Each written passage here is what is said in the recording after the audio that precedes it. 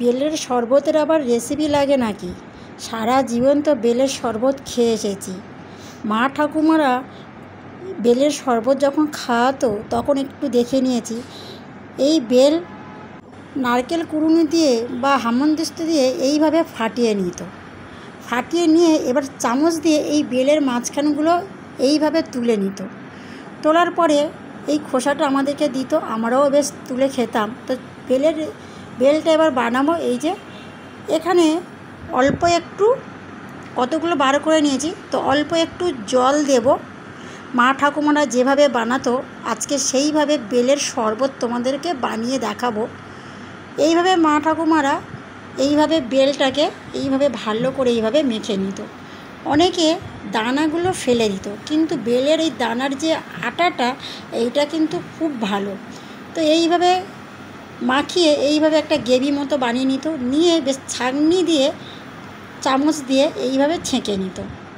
আমি যেভাবে ছাঁকছি, আর এই গরমে বেলের শরবত সবার পছন্দ। তো ছাঁকা হয়ে গেছে আর বেলের দানাগুলো ছাঁকনিতে থেকে গেছে। এইভাবে একটু ঝুড়িতে লেগে আছে, তো এইগুলো এবার হাত দিয়ে বা চামচ দিয়ে এক জায়গায় করব। এক জায়গায় করে নিয়েছি। দেখো বেলের পাখিটা কতটা হয়েছে, একদম এর মধ্যে আর কোনো আঁটি বা দানা বা কোনো কিছু নেই। এবারে এর মধ্যে দেব বিট লবণ, সিন্দুক লবণ, তোমরা যা দিতে পারো। আর এখানে দিলাম আধ কাপ দুধ, ফুটন্ত দুধটা তবে ঠান্ডা, দিয়ে এটাকে বেশ ভালো করে এইভাবে মিশিয়ে নেব। এবারে স্বাদ অনুযায়ী চিনি দিতে হবে। যারা একটু মিষ্টি খেতে ভালোবাসো, পুরো দুধটা মিশে গেছে। এবার এখানে আমি 1 থেকে 2 চামচ চিনি দেব, দিয়ে আরেকটু জল দিয়ে বেশ একটা ঘোল বানিয়ে নেব। হয়ে গেল একদম বেলের শরবত। তোমরা যদি পুদিনা পাতা থাকে দিতে পারো। আর এই যে শরবত ঢালার আগে 2-3টে বরফের মধ্যে এবার বেলের শরবতটা দিলাম।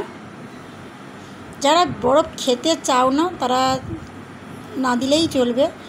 তো বন্ধুরা, এই বেলের শরবতটা আজকে তোমাদের সাথে শেয়ার করলাম। কেমন হলো একটু অবশ্যই কমেন্ট করো, আর একটা লাইক দিও, দিয়ে পাশে থেকো। ধন্যবাদ।